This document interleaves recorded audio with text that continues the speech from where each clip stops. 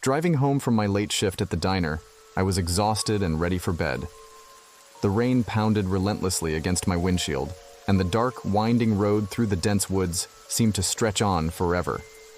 As I turned a corner, my headlights cut through the darkness and illuminated a figure standing by the roadside.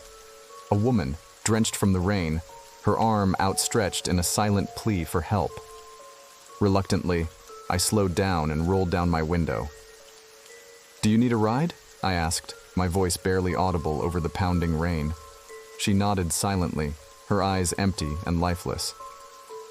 I unlocked the door and she slid in, her wet clothes clinging to her thin frame. She didn't speak, just stared straight ahead. Her clothes were old-fashioned, like something from another era, and a shiver ran down my spine. As I drove, the silence in the car became oppressive. I glanced at her out of the corner of my eye. Her skin was pale, almost translucent, and her lips were a bluish hue. I cleared my throat, trying to break the eerie silence. "Where are you headed?" I asked, but she didn't respond. She just kept staring ahead, her eyes fixed on some distant point. Minutes passed, and the unease grew stronger. The hairs on the back of my neck stood up, and a chill ran down my spine. I turned to ask her again, but the seat beside me was empty.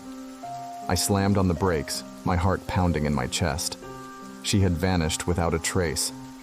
I looked around frantically, but there was no sign of her.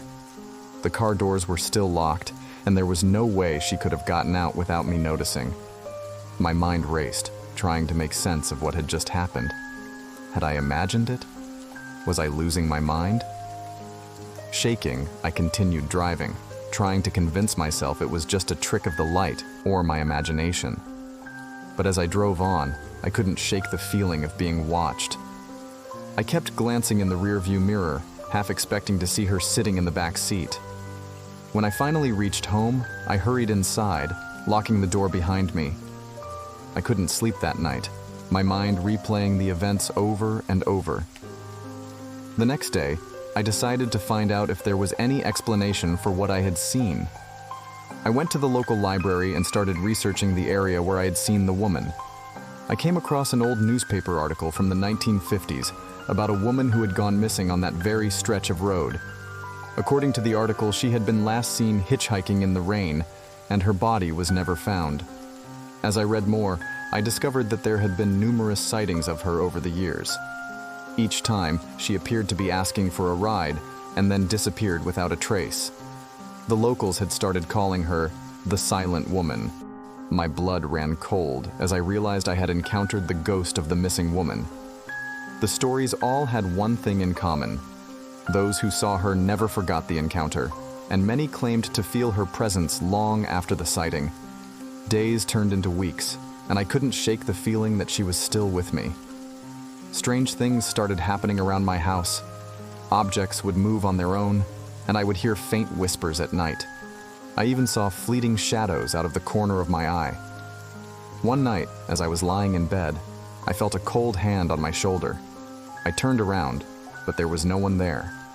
The whispering grew louder, and I heard her voice clearly for the first time. "Help me," she said, her voice filled with sorrow.